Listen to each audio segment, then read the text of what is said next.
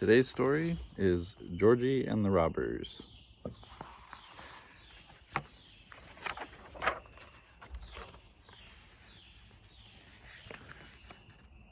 This is Georgie, the gentle little ghost who lives in the Whitaker house. Every night, as everybody knows, Georgie has to creak the stairs and squeak the parlor door to remind Mr. and Mrs. Whitaker that it's time to go to bed and to sleep. But Georgie never scared anybody. He was much too shy for that, and so he had no idea what he might have to do if strangers were to come into the house. Now one night, Mr. and Mrs. Whitaker went to a church sociable in the village, and just as usual, they didn't even bother to lock the door. They never gave a thought to all the cozy antique furniture they had, like the cozy old rocker on the porch where Miss Oliver the owl sometimes liked to perch, or the comfortable old sofa in the parlor where Herman the cat often snoozed.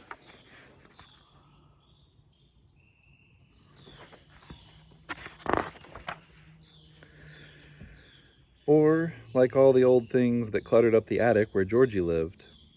There wasn't an attic anywhere more cluttered than Georgie's attic, or one that was so full of old things you just couldn't bear to part with. But things as antique as that are worth a lot of money, and that is why there are people who sometimes try to steal them.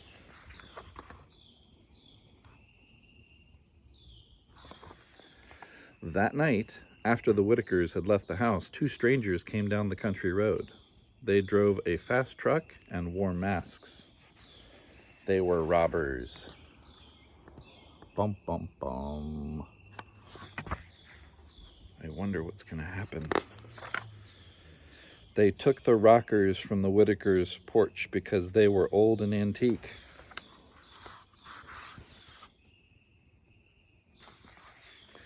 And they took the sofa from the parlor because it was even older than the rocking chairs and more antique.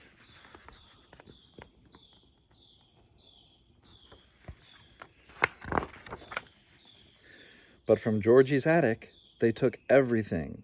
Every last thing, because everything up there was the oldest and most antique of all. Now that was a fine how do you do.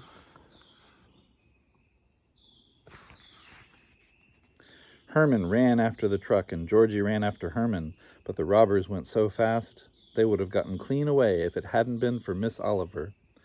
She flew high under the moon and watched them. Suddenly she heard a bang.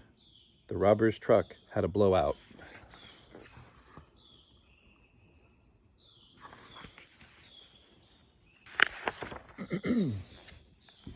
Miss Oliver flew after the robbers and saw where they hid the truck to fix the tire. It was in the barn, where the harmless cow lived. The robbers drove the truck in and they put the cow out of her own barn. Mean robbers. Miss Oliver flew straight back to tell Herman and Georgie.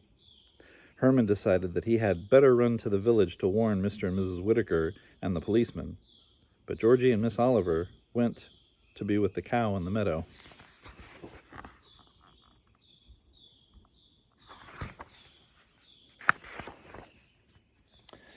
When they got to the barn, they all knew there was just one thing to do. They must scare the robbers away.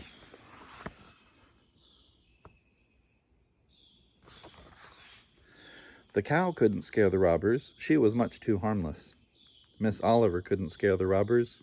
She was just a soft, fuzzy owl. But Georgie was a ghost, and maybe he should have been able to scare somebody. But Georgie was such a gentle ghost. He was so little. Oh, if only I could be a big, scary ghost just for once, Georgie thought.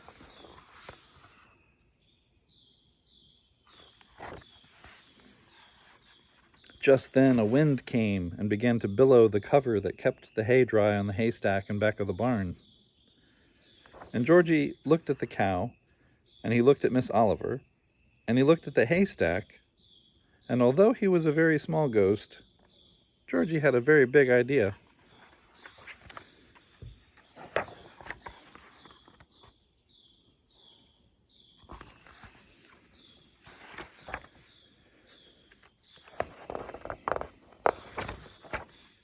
Now the robbers were inside the barn fixing the tire, and they were already quite nervous.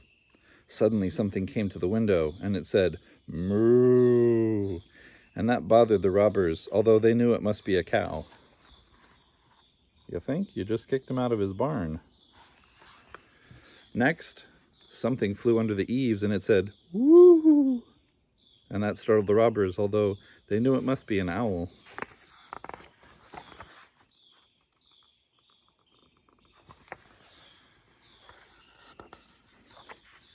But then something else flitted past the door, and it said, "Boo!" And that made the robbers both jump and drop their tools, because they knew that a cow said moo, and they knew that an owl said hoo. But what was it that said boo? The robbers were so upset they had to go outside and look.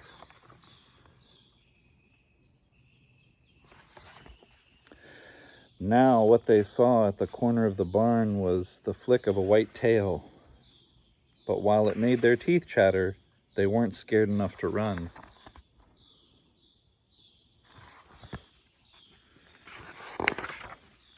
So they turned the corner of the barn and saw the flutter of white wings and one half of one big eye. But while it made their knees knock together, they weren't scared enough to run.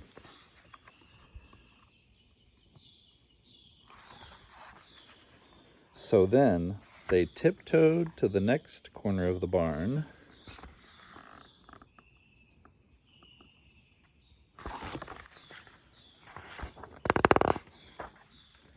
and there they saw the biggest ghost in the world.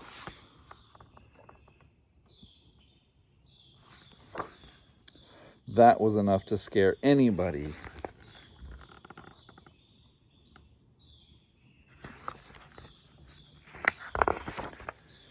The robbers ran and they ran. They ran straight into the arms of the village policeman. I don't think they ran into his arms, but okay. But Georgie was so surprised at himself for what he had done, he ran too. He ran and he ran. He ran straight home to tell the mice how he scared the robbers.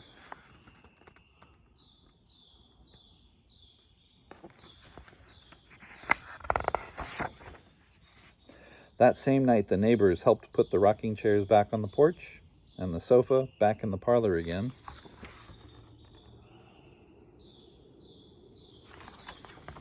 But best of all, they began putting everything, every last thing, back into the attic again, until it was properly cluttered again with all the nice old things you just can't bear to part with.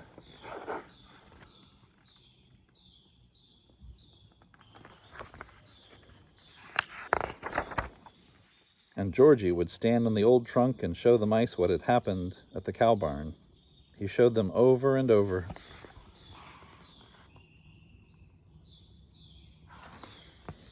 And every night he creaked the stairs and squeaked the parlor door again. But although Georgie knows, and the mice know, and Herman knows, and Miss Oliver knows, and the cow knows, and although you and I know, not even until this very day do the Whitakers know who scared the robbers.